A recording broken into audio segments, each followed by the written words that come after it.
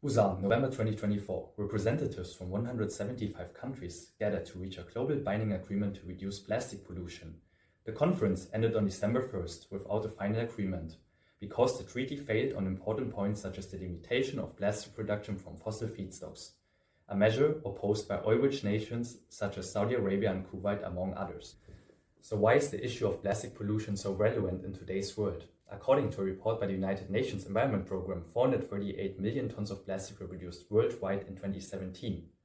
You can see in this graphic that if the global trend for plastic consumption remains the same, an estimated 1,100 million tons of plastic are expected to be produced by 2050. For a slightly better understanding, this is a number so large that it corresponds to roughly the weight of 10,000 blue whales. Blue whales are also a good trigger word because marine ecosystems are severely affected by plastic pollution. In 2016, around 19 to 23 million tons of plastic waste entered the oceans, mostly through rivers. When we think of plastic pollution, we do not only think of negative effects on aquatic and terrestrial ecosystems. Chemical additives in plastic and the decomposition of plastic into microplastics, which can get into the human body, can also have an impact on human health. Plastic pollution can also have negative effects on the economy.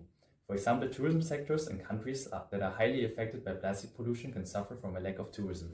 Plastic pollution is mainly caused by poor waste management. Problems include landfilling of waste under wrong conditions or even burning waste in the open. Main strategies for managing collected plastic waste include reduction, reusing and recycling. 55% of the companies that have implemented circular economy business models for plastics focus on recycling strategies.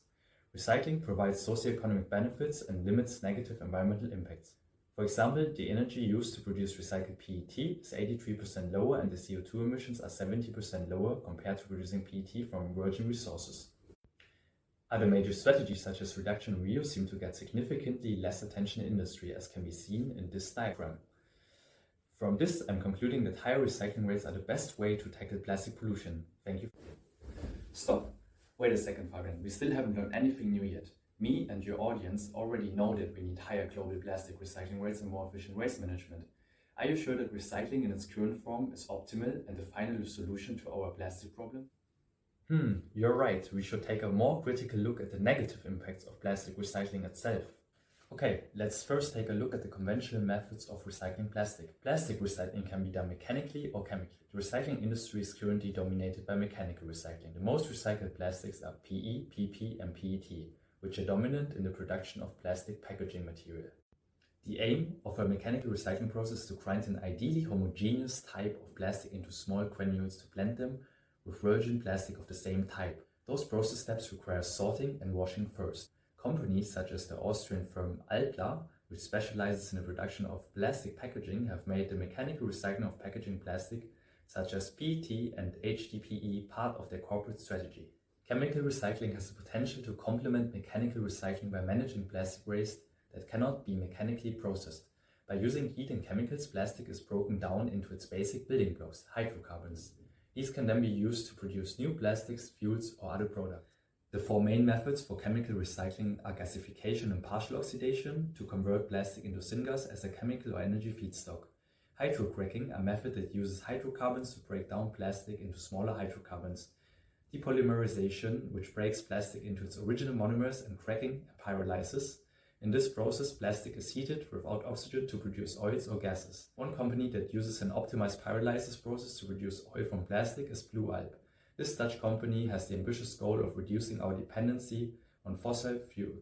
The biggest challenge of mechanical recycling is degradation of plastic quality. Quality is strongly influenced by the homogeneity of the plastic feed. Only a small fraction of mechanical plastics can undergo closed-loop recycling.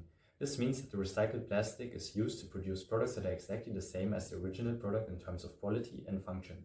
Closed-loop recycling for mechanical processes is more difficult when plastic blends are used in the production of the products. In the US, around 69% of plastics are plastic blends, which are difficult to separate mechanically.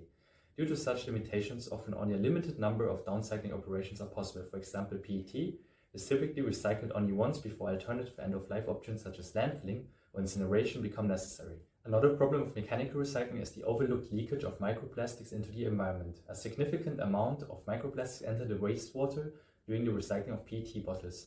Through wastewater treatment, most plastic particles can be caught in sludge. However, this makes the sludge unusable as a fertilizer for agriculture.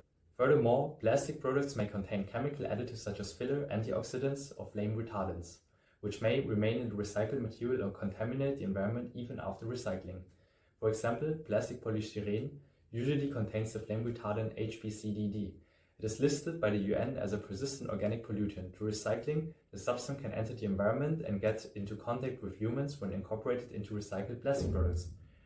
There are concentration limits for hazardous substances in plastic production, but they are not consistently enforced by the authorities. Chemical recycling methods, on the other hand, enable the production of food-grade plastic. However, high energy consumption and emissions, especially in pyrolysis processes, lead to a high impact on climate change and ozone formation than mechanical recycling.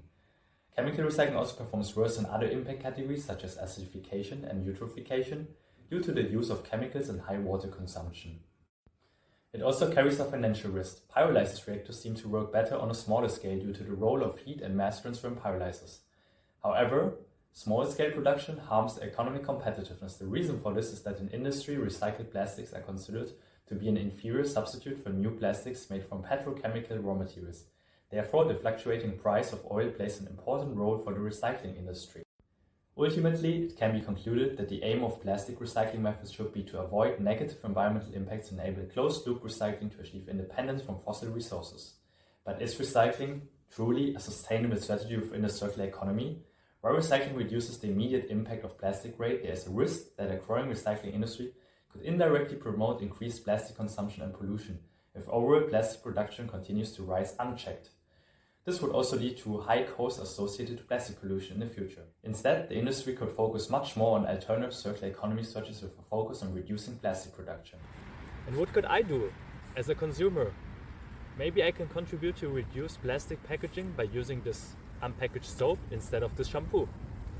And of course, I should still dispose the bottle properly.